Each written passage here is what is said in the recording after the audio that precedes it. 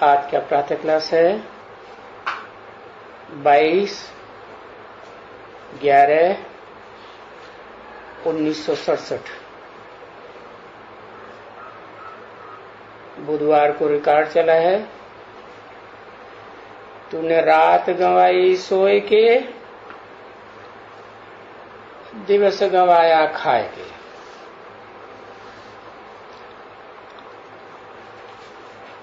हीरा जन्म मोल था, कौड़ी बदले जाए।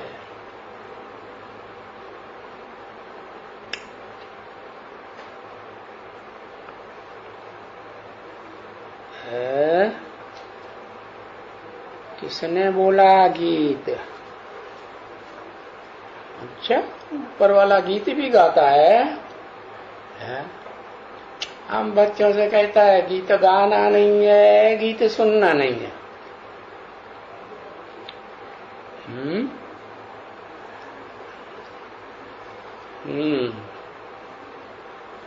वो गीत गाता नहीं है।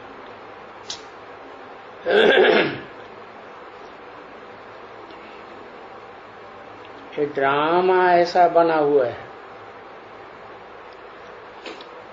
जो गीत गाने वाले हैं या जो भी कवि कविता करने वाले हैं, वो भाव विभोर हो करके, भावना में भर करके जो बोलते हैं वो सत्य बोलते हैं। लेकिन यहाँ बात है,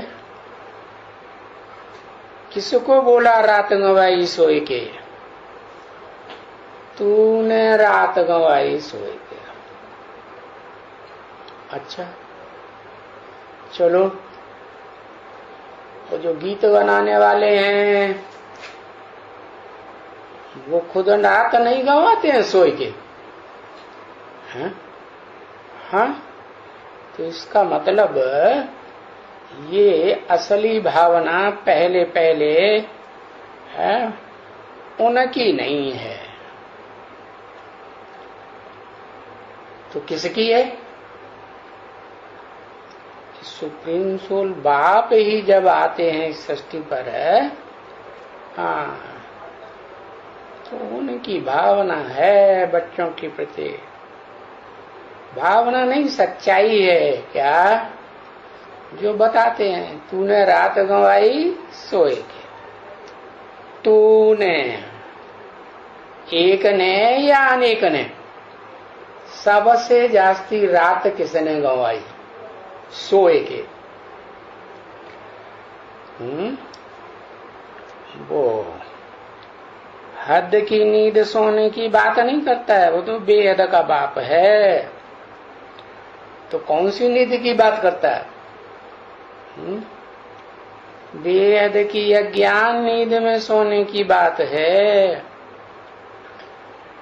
कौन सी रात गंवाई? जो बेहद की रात है, ब्रह्मा की रात, ब्रह्मा का दिन। शास्त्रों में गाया हुआ है ना, आधा टाइम ब्रह्मा का दिन, आधा टाइम ब्रह्मा की रात। जैसे वो स्थूल रात होती है, 12 घंटे की रात और 12 घंटे का दिन। तो बताया कि बाप तो आते ही हैं इस सृष्टि रूपी रंगमंच पर, जब रात पूरी होना होती है, घोर अंधियारी रात, तब आकर के बच्चों को जगाते हैं। कहते हैं, बच्चे तूने रात गंवाई सोए के। कौन सी अज्ञान नींद में सोए के गंवाई? अरे ये ज्ञान नहीं है। किस बात का? हाँ, आत्मा का ज्ञान नहीं है। अपन को देह समझते हैं, तो देह समझना मना अज्ञान, क्योंकि देह तो जलाई दी जाती है, मिट्टी में मिलाई दी जाती है। देह कोई रहती है क्या? नहीं। तो आत्मा तो अजर अमर विनाशी है, वो कोई खत्म होने वाली तो नहीं है। तो अपन को आत्मा समझने की बात पहले, आत्मा समझेंगे तो जैसे ज्ञान की नींद से जाग गए, और जब जाग गए तो देह तो नहीं समझेंगे, और जो देह है उसमें तो इंद्रियां होती हैं सुख भोगने के लिए, ज्ञान इंद्रियां, कर्म इंद्रियां। तो जो ज्ञान इंद्रियों से सुख तो देवताएं भी भोगते हैं। ज्ञान की इंद्रियां है ना, ज्ञान से सुख होता है या दुख होता है? ज्ञान से सुख होता है, तो ज्ञान इंद्रियों से भी सुख ही होगा या दुख होगा? सुख ही होगा। तो वो ब्रह्मा का दिन हो गया, कौन सा? स्वर्ग। आधा समय षष्ठी रूपी रंगमंच पर स्वर्ग, सुख की दुनिया, जहां दुख का नाम निशान नहीं, और आधा समय ये दुख की दुनिया, द्वापर और कलयुग, द्वैतवादी युग, जहां दो धर्म पिताएं, दो से चार धर्म पिताओं की संख्या बढ़ती जाती है, धर्मों की संख्या बढ़ती जाती है, फॉलोअर्स की संख्या बढ़ती जाती है, राज्य दो से चार बढ़ते हैं ना, अनेक राज्य हो जाते हैं, अनेक धर्म हो जाते हैं, अनेक भाषाएं हो जाती है, अनेक कुल हो जाते हैं, अनेक मत मतांतर। तो ये द्वैतवादी दुनिया में फिर दुख होता है। क्या? अरे दो बर्तन होंगे तो टकराएंगे ना। हाँ, तो बताया ये जो है द्वापर युग से ब्रह्मा की रात है। इस ब्रह्मा की रात में जो भी प्राणी मात्र हैं इस दुनिया में सब क्या भोगी तो हैं, देवताएं भी भोगी होते हैं, लेकिन वो तो ज्ञान इंद्रियों से सुख भोगते हैं, अपन को आत्मा समझते हैं, आत्मा की स्थिति में स्थित रहते हैं, इसलिए दुख की कोई बात होती नहीं। लेकिन जब द्वैतवादी द्वापर युग में आते हैं तो धर्म पिताएं तो ये जानते ही नहीं है कि आत्मा का भी कोई सुख होता है। आत्मा स्थिति में रह करके सुख भोगा जा सकता है, वो तो फिर अपन को देह समझते हैं, और देह में भी जो मुख्य कामेंद्रिय है उस कामेंद्रिय का ही सुख शुरुआत में नहीं, शुरुआत में सतो प्रधान हर चीज होती है इस दुनिया की। तो जो भी धर्म पिताएं आते हैं पहले तो सतो प्रधान होते हैं, और कर्म इंद्रियां हैं उन कर्म इंद्रियों में भी तो नंबरवार है ना, कि सब है एक जैसी है नहीं। हिंसक इंद्रियां भी हैं, अहिंसक भी हैं, नंबरवार है। तो बताया देह समझने के कारण वो अज्ञान आ जाता है। क्या? किस बात का अज्ञान? कि कोई को दुख नहीं देना है। दुख कैसे होता है? हिंसा करने से दुख होता है, हिंसा को ही दुख कहा जाता है। दुख देना माने हिंसा करना। तो ये अज्ञान है जिसके कारण ये दुख होता है। तो दुख देने वालों में भी और इंद्रियों का सुख लेने वालों में भी कर्म इंद्रियों का अव्वल नंबर है, द्वयम नंबर है, नंबरवार ही होंगे ना। तो कोई अव्वल नंबर होता है या नहीं होता है? इंद्रियों का सुख लेने में जन्म जन्मांतर ब्रह्मा की रात्रि में, अज्ञान अंधकार की रात्रि में कोई सबसे जास्ती इंद्रियों का सुख भोगता है काम इंद्रिय के द्वारा। कहते हैं राजाओं ने बहुत सुख भोगा है 2500 वर्ष की हिस्ट्री में। बहुत रानियां रखते थे, तो ये ज्ञान हुआ कि अज्ञान हुआ? अपन को देह समझ करके देह की इंद्रिय से और काम इंद्रिय से सुख भोगा, दूसरे का दुख नहीं देखा, अपना सुख भोगा, स्वार्थी हो गए, रथी। रथी माने देह के ऊपर कंसंट्रेशन रहता है, आत्मा को तो जानते ही नहीं। तो बताया जो अव्वल नंबर सुख भोगने वाली आत्मा है इस सृष्टि रूपी रंगमंच की, वो कौन? कहेंगे इस मनुष्य सृष्टि का बाप। जो मनुष्य सृष्टि का बाप,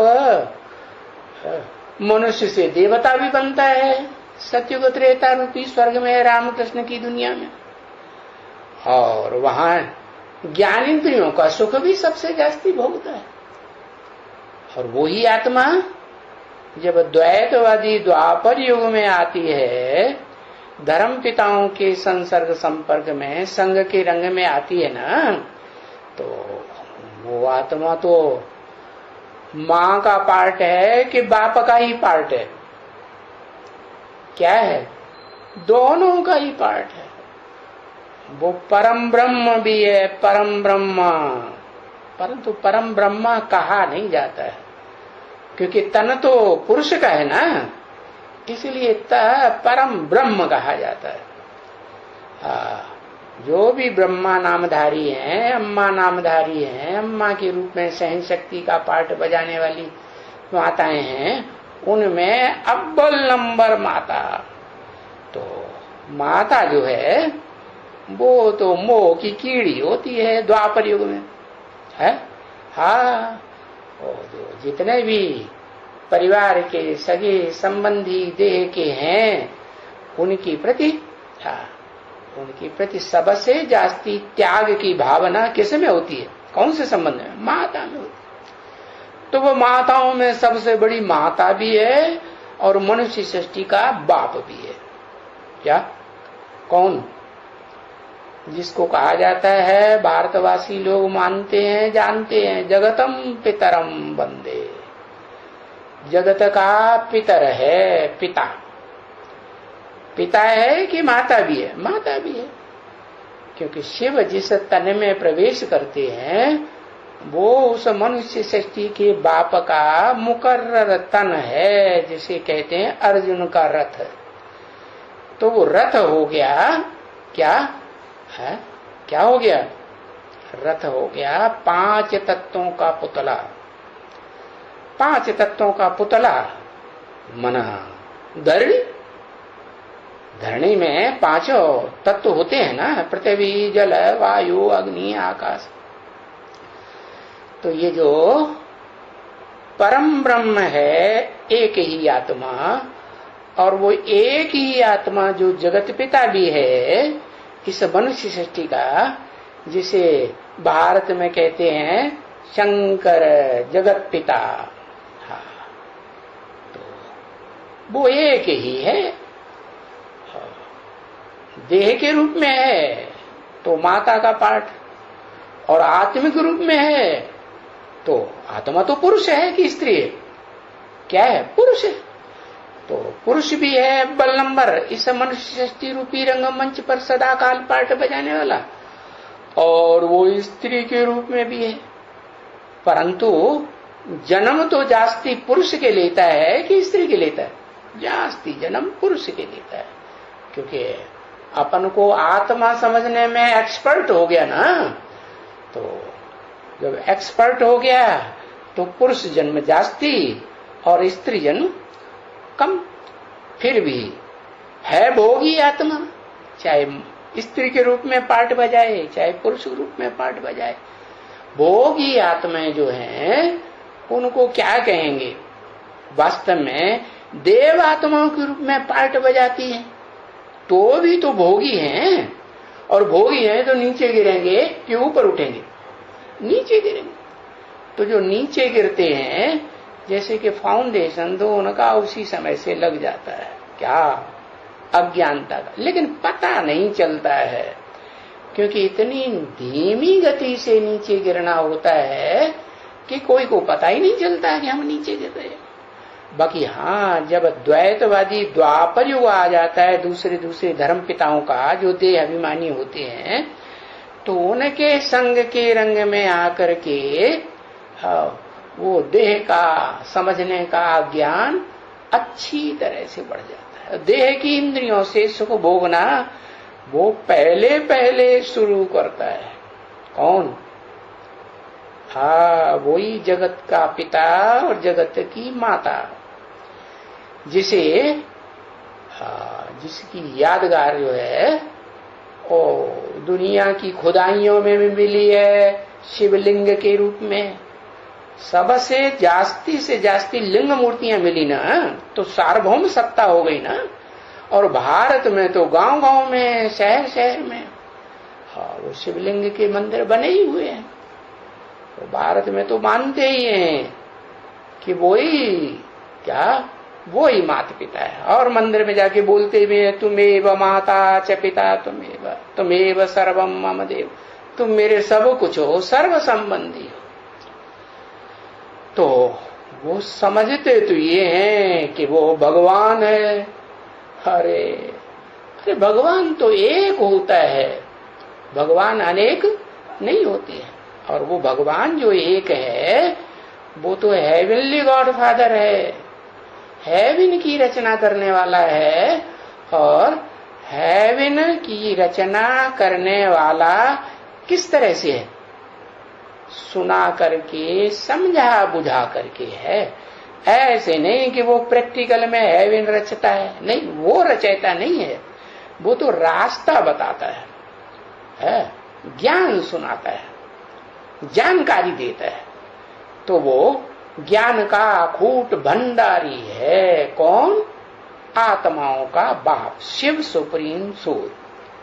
तो आत्माओं में जो भोगी आत्मा इस सृष्टि रूपी रंगमंच पर है ना, प्राणी मात्र की, तो उनमें जो अव्वल नंबर आत्मा है भोगी आत्माओं के बीच में, सभी प्राणियों का बाप, खास करके मनुष्य सृष्टि का बाप, तो उसके लिए ये गीत पहले लागू होता है। क्या?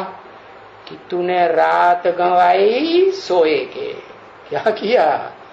जब से ब्रह्मा की रात शुरू हुई 2500 वर्ष से, द्वैतवादी द्वापर युग से, जब से दूसरे दूसरे धर्म पिताएं आए, दूसरे दूसरे राज्य स्थापन हुए, दूसरी दूसरी भाषाएं चली इस दुनिया में, दूसरे दूसरे मतांतर कुल स्थापन हुए, तब से इस दुनिया में घोर अज्ञान की रात शुरू हुई। और उस रात में तूने वो अज्ञान का काम करना शुरू कर दिया, जो भगवान बाप ने तो नहीं सिखाया था। भगवान बाप तो सिखाते हैं कि बच्चे तुम आत्मा हो। आत्मा माने मन बुद्धि की शक्ति से संपन्न आत्मा हो। तो मन बुद्धि का जो उपयोग है वो खराब बात नहीं है। वो ही बात सिखाते हैं कि तुम मन से, बुद्धि से कौन सा सुख भोगो? अतीन्द्रिय सुख भोगो। क्योंकि इंद्रियों का सुख तो देह का सुख है ना, चाहे वो ज्ञान इंद्रियों का सुख हो जो देवताएं भोगते हैं, वो देह का सुख होने से नीचे गिरेगा, नीचे ले जाएगा या ऊपर ले जाएगा? नीचे गिरेगा। तो तुम इंद्रियों से अतीत परे का सुख भोगना सिखाता है। वो है बैकुंठ का सुख, है जिसे कहते हैं विष्णु लोक का सुख। तो उसे थोड़े ही कहेंगे रात अज्ञान की है। वो तो आत्मा का सुख है कि देह का सुख है? काय का सुख है? प्योर आत्मा का सुख है। उसमें देह की इंद्रियों का, ज्ञान इंद्रियों का भी लेश मात्र सुख है ही नहीं। तो बताया, अब ये जो रात गंवाई सोए के, अज्ञान की नींद में सोए के कि मैं देह हूं, अब इस अज्ञान की नींद से तू जाग जा। क्योंकि दिवस गंवाया खाए के। जो ब्रह्मा का दिन था ना, सत्युग त्रेता रूपी स्वर्ग, रामकृष्ण की दुनिया, वो भी तूने खाए के, वहां खाना पीना करते हो कि नहीं? देवताएं भी तो खाना पीना तो करते हैं ना, करते हैं, करते हैं, लेकिन सुख भोगते हैं इंद्रियों का कि सुख नहीं भोगते हैं? इंद्रियों का सुख भोगते हैं, आंखों का सुख भोगते हैं, खान पान का सुख भोगते हैं, सुंदर सुंदर गीत गाते हैं, डांस भी करते हैं। जैसे आज की दुनिया में लोग क्या चाहते हैं, कि नौकरी धंधा करना चाहते हैं क्या? नहीं करना चाहते, बस नौकरी से फुर्सत मिली और ये भागे क्लब में। तो बस वो भोगी आत्माओं को चाहिए। तो बाप कहते हैं दिवस गंवाया खाए के, क्या खाए के? इंद्रियों का जो भी भोग है, ज्ञान इंद्रियों का सुख भोगते हैं ना स्वर्ग में, तो वो तुमने दिवस, जो ब्रह्मा का दिन है, वो भी 2500 वर्ष का रामकृष्ण की दुनिया में है, ज्ञान इंद्रियों का सुख भोग करके ये गंवाई दिया। माना पूरा 5000 वर्ष का ये जो सृष्टि चक्र है, 4 युगों का ये जो रंगमंच है 4 सीन वाला, वो चारों सीन तूने क्या करके गवाई दिया? भोग भोग के गवाई दिया।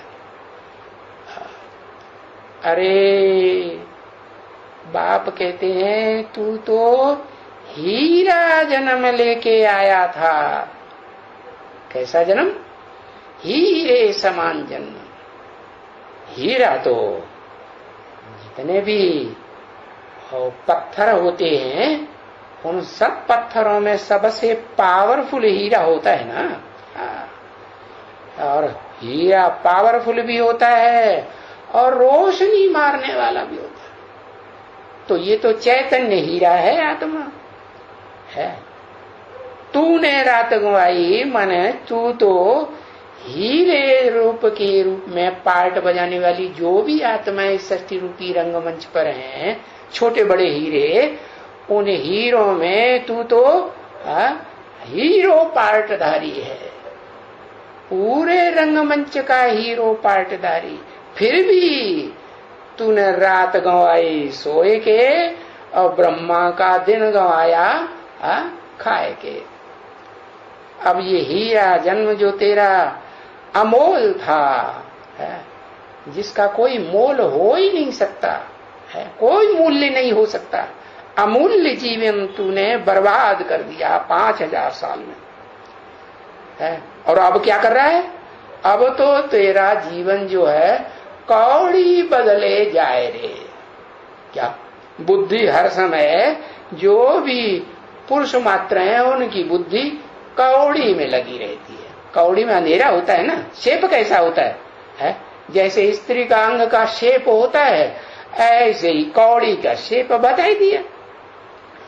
तो कौड़ी के बदले, कौड़ी की याद के बदले में है तूने अपने मन की, तन की है और सारा कमाए हुए धन की, जन्म जन्मांतर की सारी शक्ति, ज्ञान धन की भी सारी शक्ति जो भगवान ने आकर के दी, क्योंकि ज्ञान तो सिवाय एक के कोई दे ही नहीं सकता है, वो सारा तूने उस कौड़ी के बदले में गंवाई दिया। और बाप ने तो कल परसों ही बताई दिया, क्या कि जो सन्यासी हैं वो इंद्रियों का सुख भले त्याग देते हैं, लेकिन सुधर जाते हैं क्या? नहीं सुधरते। अरे देह का सुख, देह की इंद्रियों का सुख त्याग दिया, घर बार छोड़ दिया, बीवी बाल बच्चे छोड़ दिए, जंगल में चले गए, कुटिया बना करके बाहर रहने लगे, तो छोड़ नहीं दिया। तो फिर अरे वो छोड़ देने से क्या फायदा हुआ? मन से तो याद करते रहते हैं ना, मन से याद करते रहते हैं तो क्या होगा? शक्ति क्षीण होगी शरीर की या नहीं क्षीण होगी? शक्ति क्षीण होती रहती है। तो बताया मन से तो वो कौड़ी को ही याद करते हैं। क्यों? क्योंकि पैदा ही कौड़ी से हुए हैं। स्त्री के अंग से जन्म लिया कि नहीं, कौड़ी समान अंग, उससे ही जन्म लिया। तो जहां से जन्म हुआ तो मृत्यु भी उसी की याद में होगी ना, होगी। तो बताया कि सारा जीवन उन सन्यासियों का उस स्मृति से छूट नहीं पाता है, कौड़ी की स्मृति नहीं छूट। और अभी समझा रहे हैं तूने कि जो तू सन्यासियों का भी बाप है ना, सारी मनुष्य सृष्टि का बाप है, सब धर्मों का बाप है, धर्म पिताओं का बाप है, तो सन्यासियों का बाप नहीं है?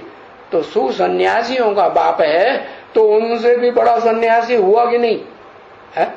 हुआ, हाँ हुआ। तो तू जो है, तू नहीं सुधरेगा, बताई दिया उस दिन। क्या? हाँ, तू इस बात में नहीं सुधरने वाला है। किस बात में? मन से है क्या? मन से वो कौड़ी की याद करना त्याग दे, वो सुधरने वाला नहीं। क्यों? क्यों नहीं सुधरने वाला? अरे उसको तो सबसे पहले सुधरना पड़े। वो सुधरेगा तो जग सुधरेगा। बीज जा सारी सृष्टि का बीज रूप बाप है, वो नहीं सुधरेगा तो सारी सृष्टि के कोई प्राणी मात्र सुधरने वाले नहीं है। लेकिन हिसाब क्या बना हुआ है? हिसाब ये बना हुआ है कि वो अगर मन से त्याग देगा तो जो इस मनुष्य सृष्टि का बाप जो कहा जाता है, बाप कल्याणकारी होता है कि अकल्याणकारी है? कल्याणकारी। तो जो बाप है उसकी बुद्धि में तो इस मनुष्य सृष्टि के मनुष्यों में जो 500-700 करोड़ पार्टधारी हैं, सबका कल्याण समाया हुआ है, या किसी को छोड़ देगा? सबका कल्याण समाया हुआ। और ये भी जानता है कि किसके संग के रंग से 500-700 करोड़ मनुष्य आत्माओं का उद्धार होगा। हा? सिर्फ निराकार के याद से हो जाएगा? हो जाएगा नहीं। निराकार सिर्फ की याद को तो वो ही आत्माएं याद कर पाती हैं इस सृष्टि रूपी रंगमंच पर, जो इस सृष्टि की सबसे पावरफुल 10 धर्म की 10 धर्म पिताएं गाए जाते हैं। 10 अवतार के रूप में भारत में उनका गायन भी है कि कहते हैं वो 10 भगवान के अवतार हैं। अरे भगवान को 10-10 अवतार लेने की क्या दरकार? भगवान तो एक ही है, एक ही बार इस सृष्टि रूपी रंगमंच पर आता है। कलयुग के अंत में आकर के, पापी युग के अंत में आकर के पुण्य आत्माओं का सतयुग की दुनिया स्थापन करता है। कलाहीन कलयुग और 16 कला संपूर्ण सतयुग की स्थापना करता है। उससे भी ऊंचा जो वैकुंठ का सुख है वो स्थापन करता है। किनके लिए? जो हीरे समान पार्ट बजाने वाली आत्माएं, हीरे जैसी आत्माएं हैं, उन आत्माओं के लिए वो अतीन्द्रिय सुख की दुनिया का निर्माण करता है। कैसे? देह की इंद्रियों से नहीं, ये मानसी सृष्टि कही जाती है। शास्त्रों में भी गाया हुआ, भगवान आते हैं तो ब्रह्मा के द्वारा मानसी सृष्टि रचते हैं, मन की सृष्टि। तो ये जो ब्रह्मा है वो प्रैक्टिकल में पार्ट बजाने वाला है सृष्टि रूपी रंगमंच का बड़ा मनुआ है, बड़ा मन है, मन रूपी घोड़ा है। तो ये मन रूपी जो घोड़ा है, ये मन रूपी घोड़े को ये क्या सिखाता है कि ऐसी मानसिक सृष्टि रचो मनुष्य सृष्टि में रह करके कि 500-700 करोड़ जो भी मनुष्य आत्माएं हैं, सब चाहे भले सूत्रों के रूप में पार्ट, क्षुद्र पार्ट बजाए रही हो, नीचे ते नीचे पार्ट बजाए रही हो, गंदे ते गंदे जानवरों जैसा पार्ट बजाए रही हो, कीड़े मकोड़ों जैसा, उनको भी तुम्हें क्या बनाना है? शूद्र से ब्राह्मण बनाना है। तो वो ब्रह्मा के द्वारा, कौन सा ब्रह्मा? एक मुखी ब्रह्मा के द्वारा नहीं, जो ऊर्ध्वमुखी ब्रह्मा है नहीं, वो तो परम ब्रह्म है। ब्रह्मा नामधारियों में सबसे ऊंचे से ऊंचा ब्रह्म, लेकिन बाकी जो 4 ब्रह्मा हैं जिनका ज्यादातर मुख दिखाया जाता है कंबाइंड, माना सम्मिलित होकर के पार्ट बजाते हैं, संगठित होकर। जैसे रावण के 10 मुख संगठित हो जाते हैं ना, हाँ, तो 10 मुख 10 तरह की भाषा बोलेंगे कि एक तरह की भाषा बोलेंगे? 10 तरह की। ऐसे ये ब्रह्मा के 4 मुख हैं, लेकिन जब संगठित हो जाते हैं ना, तो जिसके संगठन में रहते हैं वो एक मुखिया तो होगा ना। तो वो एक मुखिया है सतयुग की पहली आत्मा, 16 कला संपूर्ण कृष्ण की आत्मा, जो यहाँ संगम युग में पुरुषोत्तम में है, क्या बनती है? चतुर्मुखी ब्रह्मा का पार्ट बजाती है। 4 मुखों वाला ब्रह्मा माने 4 कोई आत्माएं हैं, मन रूपी अश्व है, जो अर्जुन के घोड़े व रथ में दिखाई जाते हैं। उन 4 घोड़ों को भगवान आकर के किस तन में आके कंट्रोल करता है? वो ही परम ब्रह्म, वो ही सृष्टि का जो मनुष्य सृष्टि का पिता कहा जाता है, जगत पिता। जगत पिता भी है, जगत माता भी है। उसकी पूजा लिंग के रूप में होती है। आज के जो लिंग बनाए जाते हैं वो तो तमो प्रधान लोगों ने बनाए हैं। क्या? पत्थर का काला लिंग बनाई दिया, वो समझते हैं कि हमारा माता पिता है, और मंदिर में जाके बोलते हैं तुम माता पिता हम बालक थे। वो नहीं, उसका सात्विक रूप बना था। द्वापर के आज में राजा विक्रमादित्य ने बनाया था सोमनाथ मंदिर में। वो सात्विक रूप में वो देह रूप भी दिखाई गई, पत्थर का लिंग दिखाया गया, लाल लाल पत्थर का लिंग, और उसमें आत्मा की यादगार चमक। आत्मा में चमक है ना, रोशनी है ना ज्ञान की, तो वो ज्ञान की चमक मारने वाला उस पत्थर के बीच में हीरा भी जड़ा हुआ था। तो वो असली यादगार है। तो वो हीरा भी पत्थर का है, और जो वो तो कीमती है, हीरो पार्टधारी है। लेकिन जिस पत्थर में जुड़ा हुआ था वो हीरा, वो बहुत कीमती था क्या? नहीं, वो तो पत्थर बुद्धि। क्योंकि बताया कि स्त्री रूप जो होता है वो जड़त्वमय होता है, हाँ, और पुरुष के मुकाबले पुरुष जो है वो बाहर की दुनिया संभालता है, स्त्री घर संभालती है। पुराने समय से ऐसा ही होता चला आया। तो जो कुएं का मेढक में ज्यादा ज्ञान होगा कि बाहर की दुनिया में घूमता फिरता रहता होगा, उसे ज्यादा अनुभव और ज्ञान होगा, है? तो पुरुष वृत्ति जो है उसमें ज्ञान जास्ती होता है।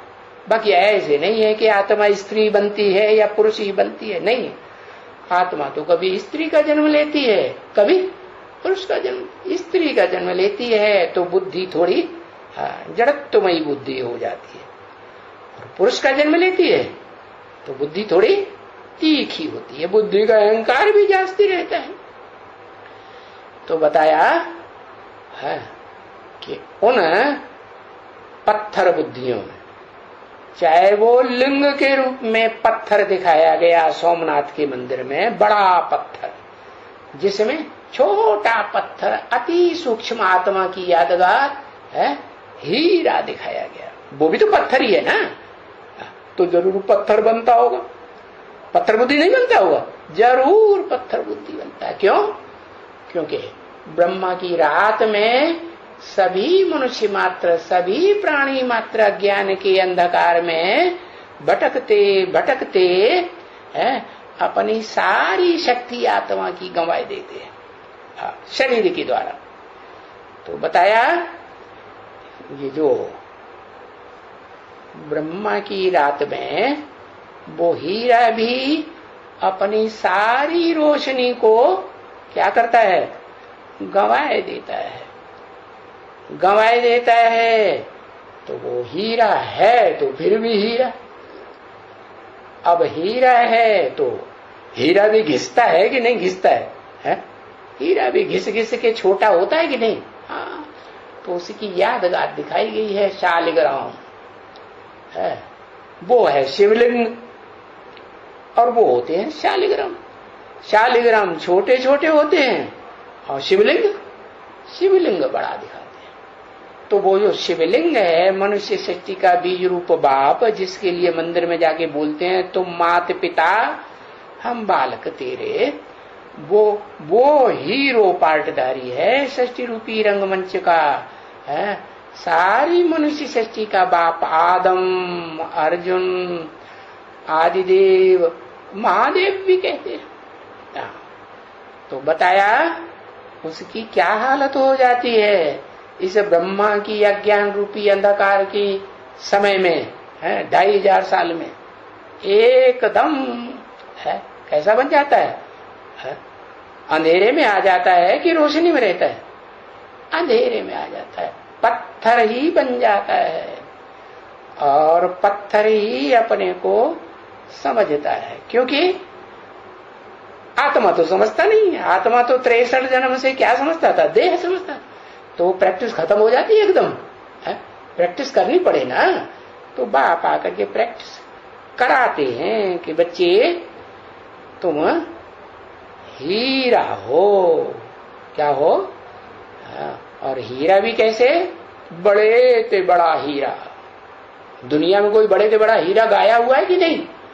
दुनिया में जितनी भी स्थूल चीजें हैं वो तो मिसाल देने के लिए चैतन्य आत्माओं की मिसाल। जैसे जड़ सूरज है, जड़ चांद है, वो नक्षत्र हैं, 9 ग्रह हैं, है ना, सितारे हैं, दिन के सितारे अलग हैं, रात के सितारे हैं।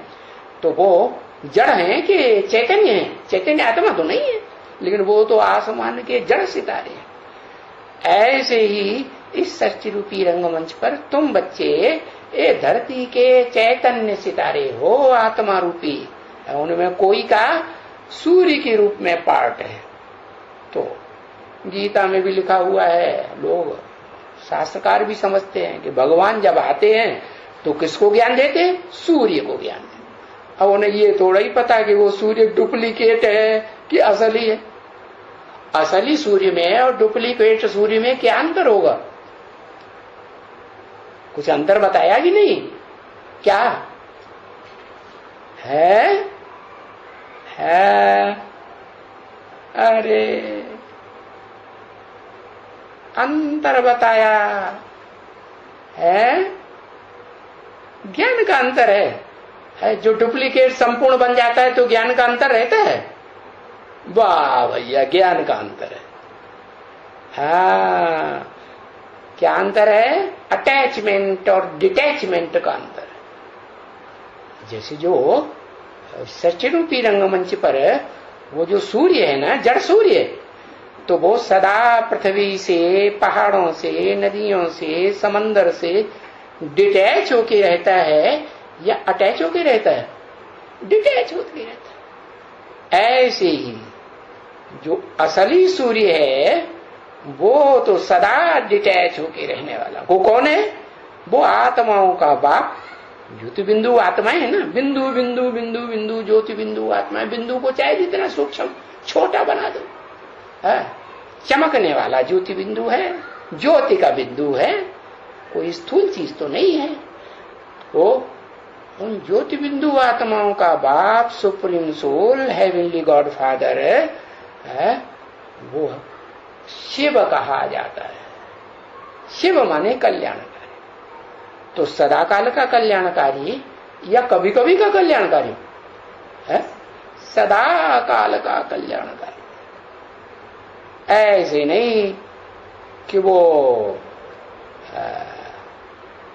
षष्ठी रूपी रंगमंच पर पार्ट बजाने के लिए भले 100 साल के लिए आता है, और धर्म पिताओं की तरह, इब्राहिम, बुद्ध, क्राइस्ट की तरह 100 वर्ष के अंदर श्रेष्ठ ते श्रेष्ठ धर्म, अल्लाह अव्वल दीन, अव्वल नंबर का धर्म स्थापन करता है।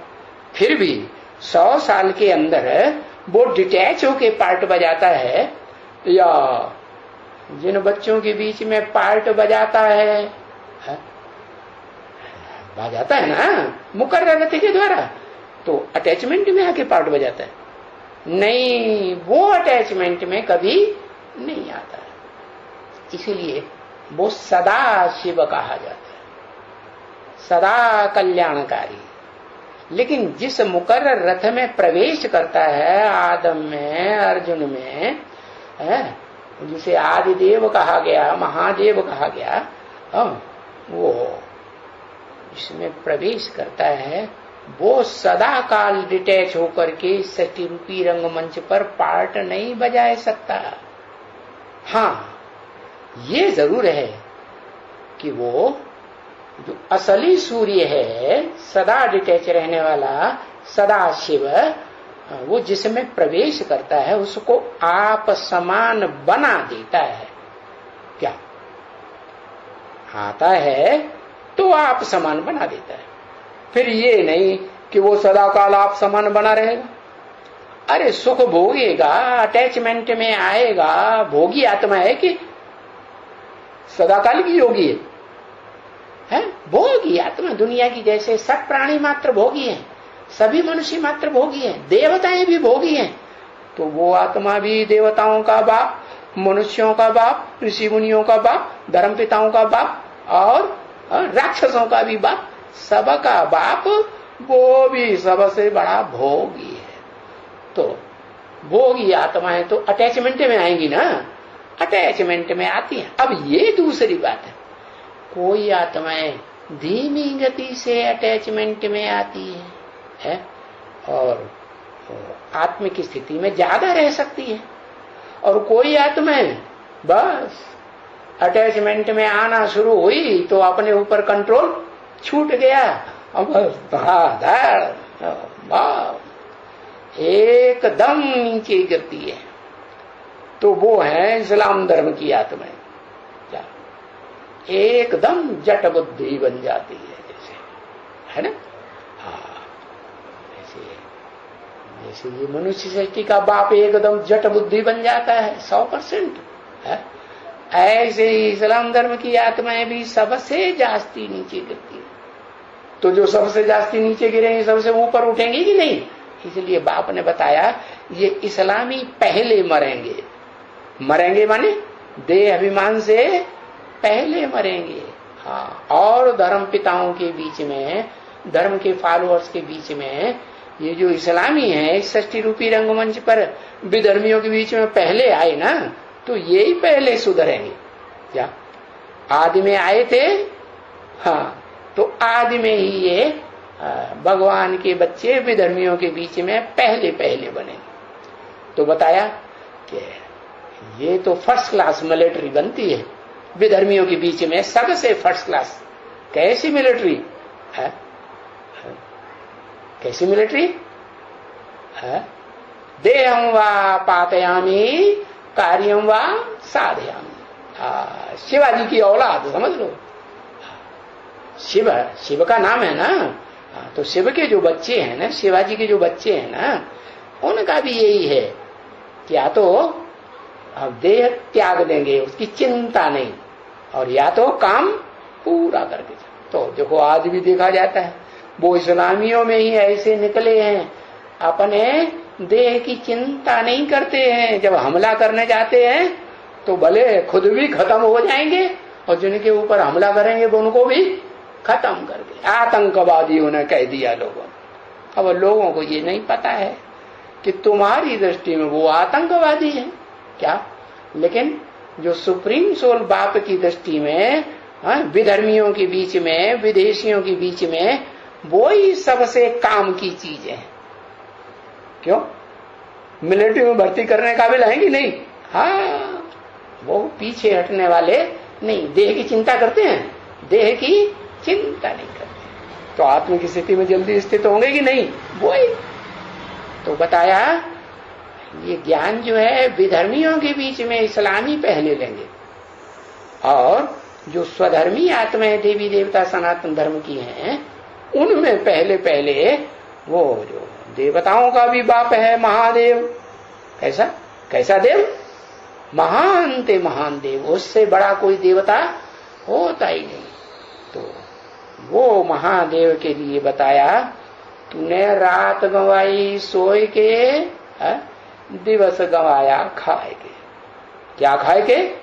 इंद्रियों का जो भी भोग मिला, भले श्रेष्ठ इंद्रियों का भोग मिला। क्या? और सतयुग में, त्रेता में, रामकृष्ण की दुनिया में जो भी देवताओं के शरीर होंगे वो खुशनुमा होंगे, प्रसन्न चित्त होंगे, लाल लाल चाल टमाटर की तरह चमकते हुए चेहरे होंगे, रूहानियत वाले होंगे कि आज की तरह होंगे। आंखें अंदर घुसी जा रही हैं, काला चेहरा हो गया है, वो काम विकार भोगते भोगते हवसी जैसे हो गए काले काले। तो ऐसे तो नहीं होते। आज मंदिरों में यादगार भी दिखाते हैं, कितनी अच्छी मूर्तियां बनाते हैं ना, वो मूर्तियां भी आकर्षित करती हैं। तो बताया जो चैतन्य मूर्तियां थी देवताओं की, वो कितना आकर्षित। और मूर्तियों में भी कौन से अंग हैं जो सबसे जास्ती आकर्षित करते हैं? आंखें। तो देवताओं की आंखें आज मंदिरों में भी कितना आकर्षक बनाते हैं। और जब चैतन्य थे तो कितनी आकर्षण वाली थी। और इंद्रियां इतनी आकर्षित नहीं करती हैं, आंखें ही सबसे जास्ती आकर्षण करती है। देवताओं की, देवियों की आंखें इतनी आकर्षण करती हैं कि राधा की दृष्टि जीवन भर कृष्ण में डूबती है, कृष्ण की दृष्टि राधा में डूबती है। मजाल जो है वो किसी और में चली जाए, व्यभिचारी दृष्टि बन ही नहीं सकती। ऐसी श्रेष्ठ इंद्रियां श्रेष्ठ ते श्रेष्ठ पार्ट बजाने वाली देवताओं की होती हैं। तो बताया भले होती हैं तो भी इंद्रियों का, श्रेष्ठ इंद्रियों का, श्रेष्ठ इंद्रियां आंखें है ना, उनका सुख तो भोगती हैं कि नहीं भोगती हैं? भोगती है।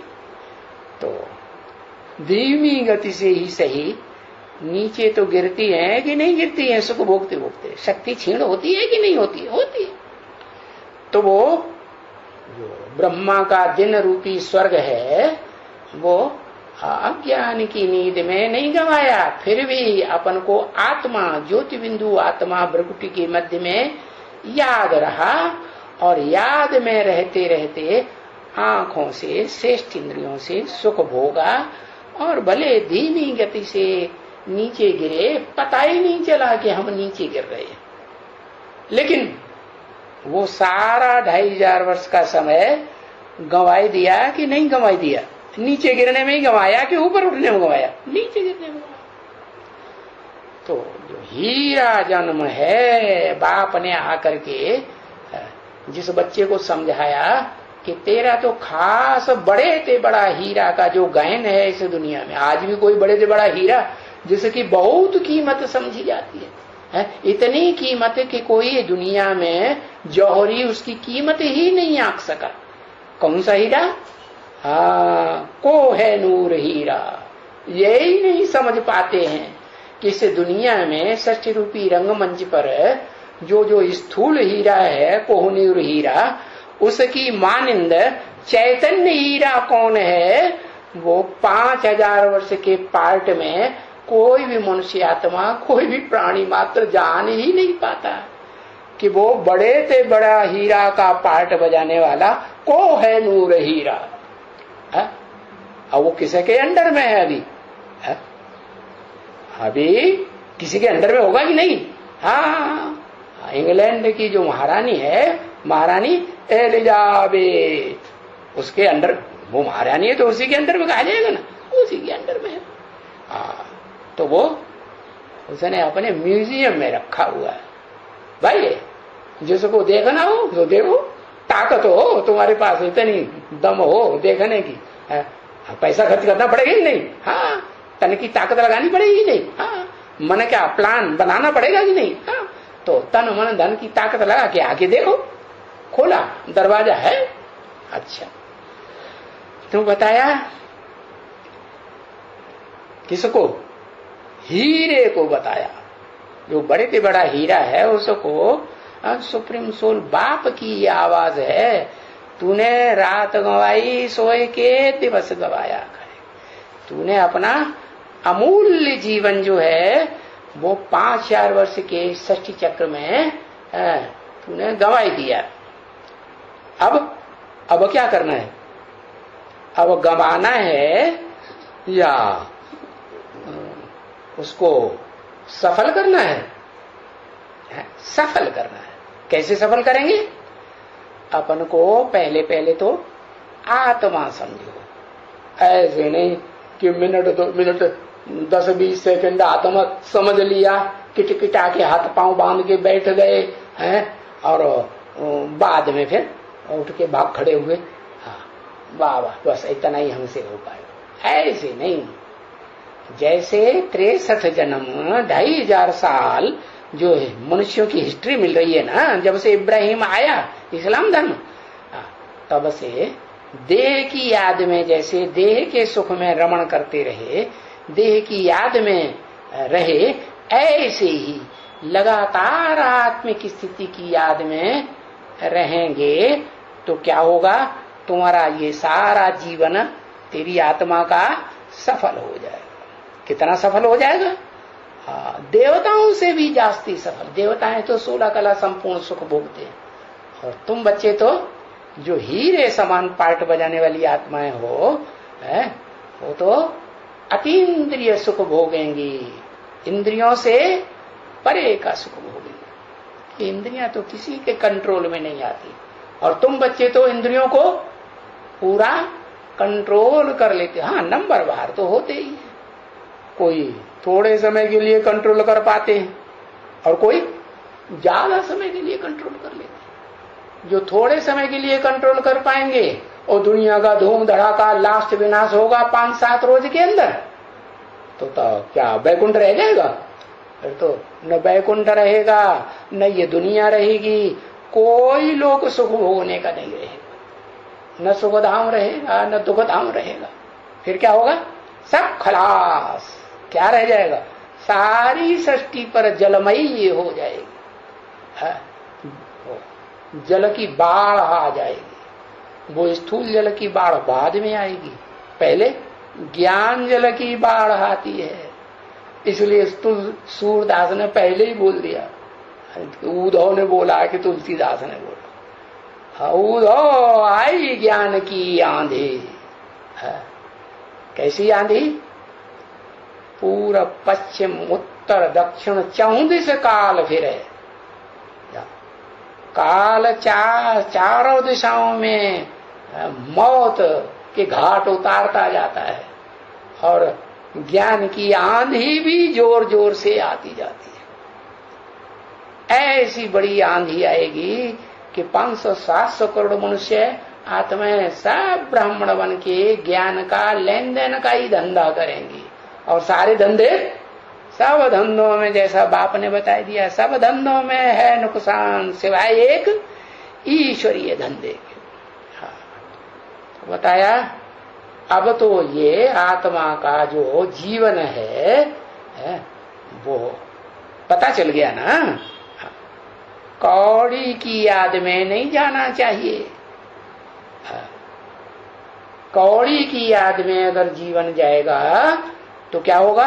मन सुधरेगा कि बिगड़ेगा?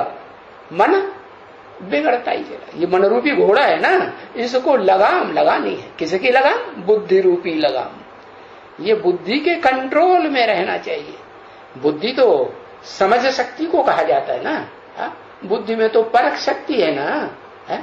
फैसला करने की शक्ति है ना, क्या करना चाहिए क्या नहीं करना है। ये मन नहीं देखता है क्या करना है क्या नहीं करना है। ये तो जहां लबद देखी वहां बस धड़ाक से कूद पड़ेगा।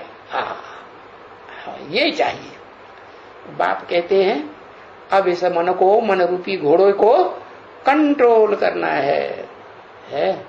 कौड़ी की याद में इस मन को नहीं लगाने देना है। यह ऐसी प्रैक्टिस करनी है कि ज्यादा से ज्यादा समय, बल्कि होना तो क्या चाहिए, 24 घंटे ये प्रैक्टिस पक्की हो जाए कि हम ज्योति बिंदु आत्मा है, और ज्योति बिंदु आत्मा का बाप दिखाई पड़े ज्योति बिंदु, और मैं आत्मा ज्योति बिंदु दिखाई पड़े। अब होंगे तो नंबर वार यूज, कोई एक होगा 100%, तो बाकी होंगे 100% होंगे कि नहीं? हाँ, तो बताया अब तेरे को तो क्या करना है, ये अज्ञान की रात से परे रहना है, दूर जाना है, ज्ञान की रोशनी में, ज्ञान के दिन में आना है, ब्रह्मा के दिन में आना है कि रात में ही रहना है? दिन में आना है। तो ब्रह्मा का जो दिन है वो 4 मुखों वाला ब्रह्मा नहीं, वो 4 मुखों वाला ब्रह्मा तो अधूरा ब्रह्मा है, ऊर्ध्वमुखी ब्रह्मा है, या अधोमुखी ब्रह्मा है? अधोमुखी ब्रह्मा है। उसमें जो अव्वल नंबर मुख है ना, जो 4 मुखों को संगठित कर लेता है ना, संगठन की शक्ति है ना उसमें, हाँ, तो वो मुख जो है ज्यादा से ज्यादा सतयुग में 16 कला संपूर्ण है, कृष्ण बच्चा बन जाएगा, जिसकी घर घर में पूजा होती है। घर घर में पूजा, मंदिर बना के पूजा होती, मंदिरों में छोटा बच्चा कृष्ण दिखाते हैं कि बड़ा दिखाते हैं? 16 कला संपूर्ण छोटा बच्चा दिखाते हैं ना। बड़ा हो जाता है फिर तो आंख लड़ाना, आंखों का सुख लेना शुरू कर देता है। हाँ, तो वो तो शक्ति क्षीण होगी नहीं, आंखों की शक्ति क्षीण होना, उसकी पूजा नहीं करते हैं। हाँ, जो गिरती कला में जाता है, बड़ा होने के बाद उसकी पूजा नहीं करते हैं। वो छोटा बच्चा है ना, कृष्ण बच्चा, एकदम महात्मा कहा जाता है ना बच्चा, हाँ, तो उसकी पूजा करते हैं। लेकिन भारत के जो ऋषि मुनि विद्वान पंडित आचार्य हैं, वो ये बात भूल गए। उन्होंने अर्जुन का रथ में किसको बैठाई दिया? बड़े कृष्ण को बैठाई दिया या छोटे बच्चे को बैठाया? बड़े नौजवान आदमी को दिखाई दिया भगवान के रूप में। अरे कुछ नहीं जानते, बुद्धि चट खाते में चली गई। पूजा करते हैं मंदिर में कृष्ण बच्चे की, और जो ज्ञान सुनाता है उसको किसको दिखाई दिया? बड़ा आदमी दिखाई दिया। अरे बड़े आदमी के रूप में जो पुरुष होते हैं, वो पुरुष क्या होते हैं? है? वो तो सुख भोगने वाले होते हैं ना। हाँ? तो वो नहीं, वो गलत बात बताया। ये तेरे को तो ये खास बात समझनी है क्या, कि वो कृष्ण जैसा 16 कला संपूर्ण बच्चे का पार्ट तेरा नहीं है, तेरा तो उस बच्चे का भी बाप का पार्ट है। मनुष्य सृष्टि का जो पहला बच्चा कृष्ण है ना, 16 कला संपूर्ण, उसका भी जन्म देने वाला तू बाप है, और तू ही रात अंगवायता रहेगा सोए के अज्ञान की नींद में। तो फिर दिन कैसे आएगा? सतयुग रूपी सवेरा कैसे आएगा? नहीं आएगा ना। हाँ, तो बता दिया ये गीत के रूप में कितना बड़ा भारी ज्ञान उन कवियों की भाषा में बाप ने बुलवाई दिया, बताया। ये रूहानी बाप बैठ करके समझाते हैं। क्या कहा? दुनिया का कोई जिस्मानी बाप ये बातें नहीं समझा सकता विस्तार में। न इब्राहिम, न बुद्ध, न क्राइस्ट, न ब्रह्मा, न 4 मुखों वालों ब्रह्मा में से, 4 मुखों में से कोई भी नहीं समझा सकता। भले चारों मिलकर के एक ही भाषा बोलने लगे, एक ही ब्रह्मा को वोट देने लगे, क्या कोई भी नहीं समझा सकता। कौन समझा सकता है? वो ही रूहानी बाप। कौन रूहानी बाप? ऊपर वाला। अच्छा, ऊपर वाला ऊपर रूह बन करके समझा सकेगा? है? वो जब तक मुकर्रर शरीर रूपी रथ में प्रवेश न करे। कौन से बाप में? जो मनुष्य सृष्टि का बाप है, और जो मनुष्य सृष्टि का बाप 5 दिन के अंदर ही अपने को आत्मिक स्थिति में स्थिर कर लेता है। तारीख भी बताई दी, कौन सी? 5 दिसंबर। जब से वो ज्ञान में आती है, आना शुरू करती है, तो 5-7 दिनों का जो साप्ताहिक कोर्स कहो, 7 दिन की भट्ठी कहो ज्ञान की, उसमें तन से, मन से, धन से सारी ताकत लगा करके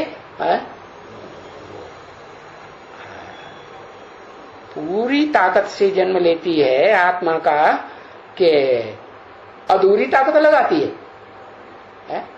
मन भी पूरा उसी मनन चिंतन में और तन भी उसी धंधे में। ब्राह्मण का धंधा क्या है? ज्ञान लेना, ज्ञान देना, ज्ञान का अध्ययन करना। और तन भी हो गया। और धन, हाँ, धन भी कहाँ लगाएगी? वो धन भी दूसरे धंधे में नहीं लगाएगी, उसी धंधे में लगाएगी। तो बताया कि ये जो रूहानी बाप बैठ करके समझाते है, तो समझाने वाला रूहानी बाप सुप्रीम सोल शिव, लेकिन किस में बैठ करके समझाते हैं?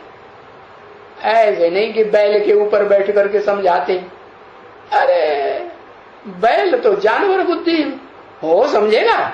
हाँ, तो बैल किसका पार्ट हुआ? वो बैल का पार्ट प्रैक्टिकल में किसका हुआ? उसी का हुआ। हाँ, किसका हुआ? प्रैक्टिकल में। जिसके लिए बताए दिया क्या? क्या बताए दिया? अरे ये बैल तो बड़ा अड़ियल है, ये नहीं सुधरेगा। क्या बैल बुद्धि है तो सुधरेगा नहीं? हाँ, जब सुधरेगा तो क्या करेगा? बैल पर सवारी करेगा या खुद बैल बन करके दूसरे को सवारी कराता रहेगा? नहीं ना। तो बैल के ऊपर वो एक गुम्मड़ दिखाते हैं, कंधे के ऊपर दिखाते हैं ना, शिवलिंग की तरह। तो वो यादगार है कि वो शिव जो है वो बैल बुद्धियों में भी प्रवेश कर जाता है। अब वो ऊर्ध्वमुखी ब्रह्मा हो या चार मुखों वाला दिशाओं को अवलोकन करने वाला ब्रह्मा हो, इधर उधर देखता रहता है। ऊपर की तरफ वो चार मुखों वाला वो नहीं देखता। ओम शांति।